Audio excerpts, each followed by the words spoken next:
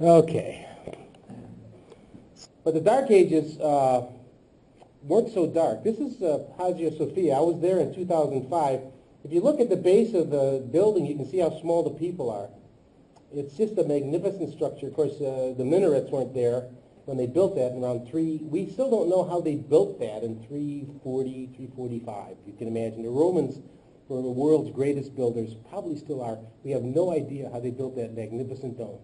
That's the third dome. The first one fell 100 years later, and another one was burned, and that's the third one that's up there now.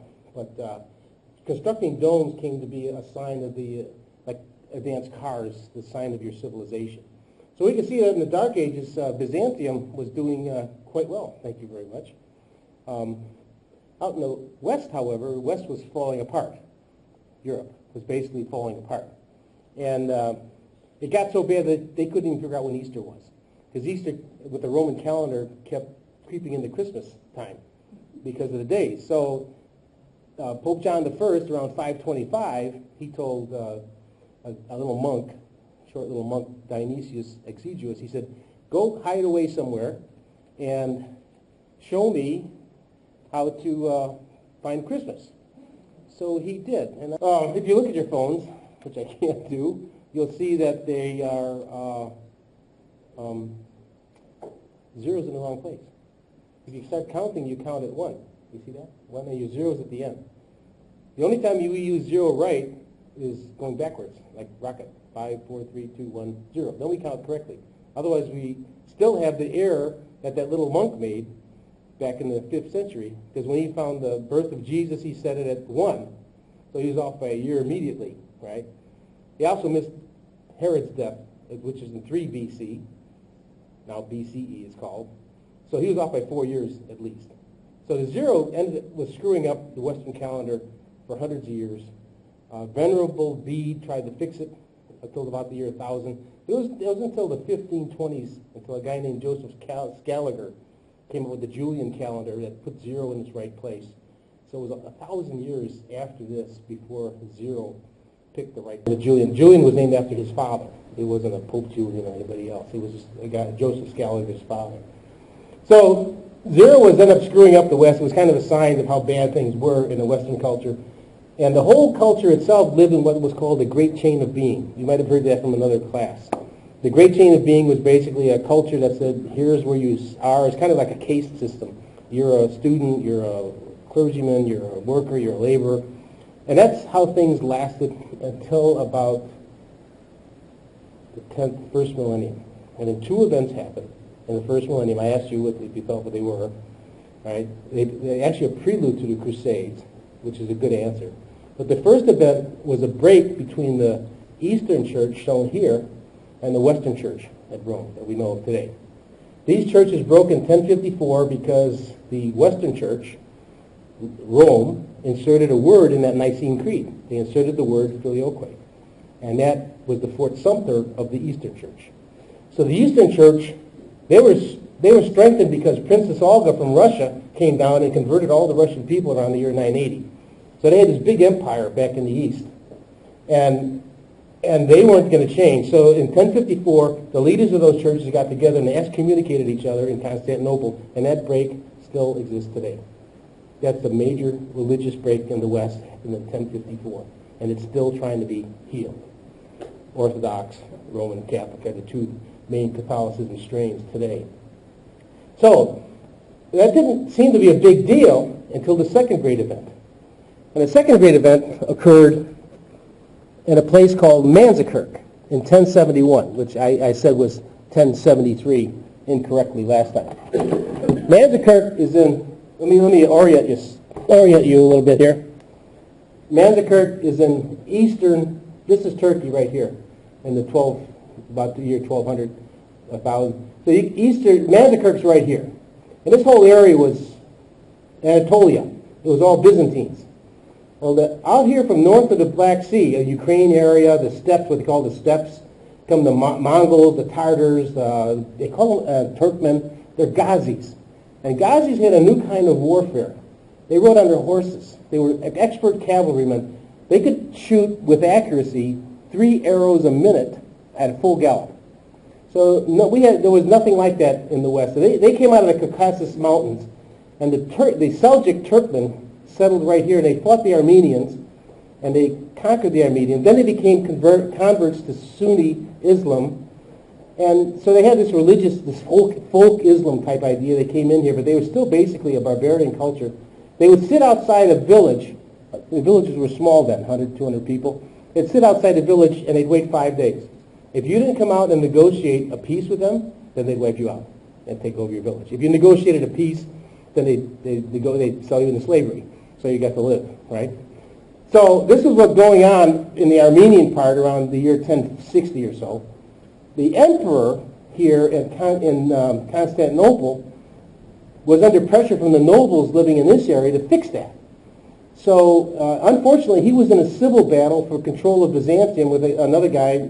The emperor was in a battle with a general named Dukas.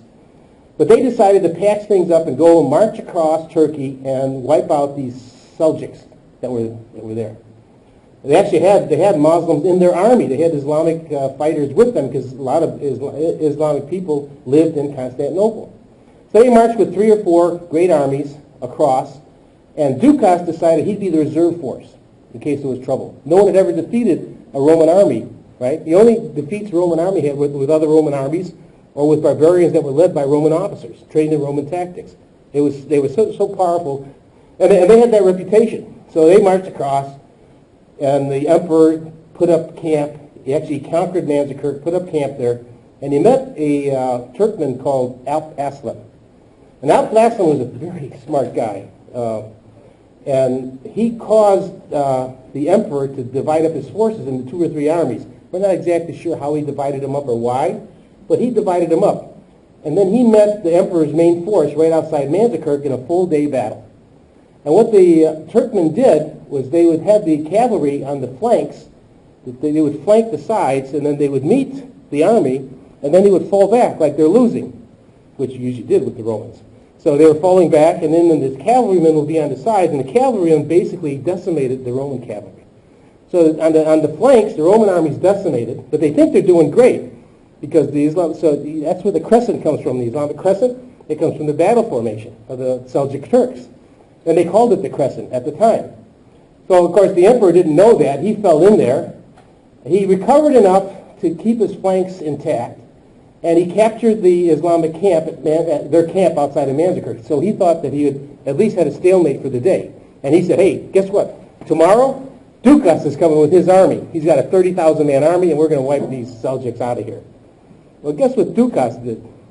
Dukas was fighting with him with control of Constantinople. The emperor's pinned down in Manzikert. I'm taking my army. I'm going back home. So Dukas went back home with his army, closed the gates, and left the emperor waiting for help that never arrived. Alp Arslan knew that because, again, he had Turkmen as mercenaries in the emperor's army.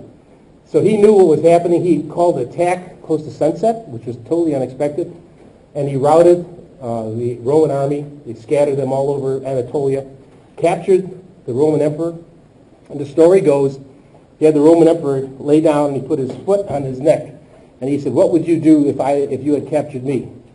And the emperor said, well, I'd take you back to Constantinople and parade you through the streets, and then I'd cut your head off. This is what you're going to do to me. And Alp Arslan said, no, I'm going to do something worse. I'm going to let you go. So he let him go, because he knew that Dukas had taken over Byzantium.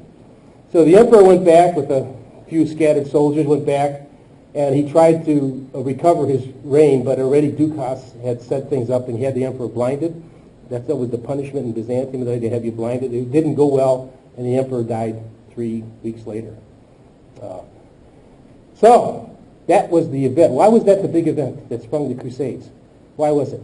Because in 10 years, this whole area was covered with Seljuk Turks. The Turkmen had basically taken over all the nobles. They drove all the nobles out. They took all the sheep lands over here, and they basically took over Anatolia. So 2 emperors down from Dukas, a guy named Alexios. Alexios is sitting here around 1093, 1094, and he's saying, holy cow, I'm losing control of the countryside. That's my heartland. So he says, maybe that break with the West wasn't such a good idea. So he calls back to the West, and he says, hey, remember me, we had that break in 1054? Why don't we get together, and I'll tell you what, you send me like 3,000 knights. I just need 3,000 of those Northman knights, those Norman knights, those big Varangian guard. That's all I need. I'll push these Seljuk Toxark, and then we'll be fine. Well, back in the west, over here in Italy, up in northern Italy, and in France, what is today France, Pope Urban II gets that message. He's in a political fight with the King of France for lots of other issues I'm not going to go into here. But they're fighting with each other. So Pope Urban wants to show the King of France, I can raise an army too. You say I don't have an army, I can raise an army. So at Claremont, France, he gives a series of lectures that we don't have. Can you imagine what Shakespeare would have done with these lectures? He doesn't have them. But he gave a series of lectures which basically sprung not 3,000 knights, but over 30,000 knights from all over the lands. And that became the First Crusade. This huge, massive armies went across Europe towards Constantinople to answer the call that Pope Urban had put out. Not only that, but his speeches were so powerful that he excited a People's Crusade. And over 100,000 people, kids, women, children, got pitchforks, like the pitchforks. And like chasing Frankenstein, they took off across Europe. More than 2/3 of them died of disease. And the ones that didn't die were massacred by the disciplined Seljuk Turks when they hit them. But it was just a huge disaster. Now imagine Alexios here in Constantinople. He asked for 3,000 knights. He sees 50,000 Varangians, Normans, Franks, they're all coming in and say, hey, we're here to help you. So what does he do? He closes the gates to Constantinople. He closes the gates saying, you're not coming in here. And he negotiated with them. Basically, they bounced off the walls of Constantinople and headed off into what we call now the First Crusade. Things didn't go well in Jerusalem. There was a long 6-month siege there, brutalities on both sides. Jerusalem was a cosmopolitan city at the time, and when they finally broke in, the Crusaders killed everyone. Women, children, Jews, Christians, whoever would live there, didn't matter. They massacred everyone. It's still a black eye, I think, on Western culture, what they did in Jerusalem.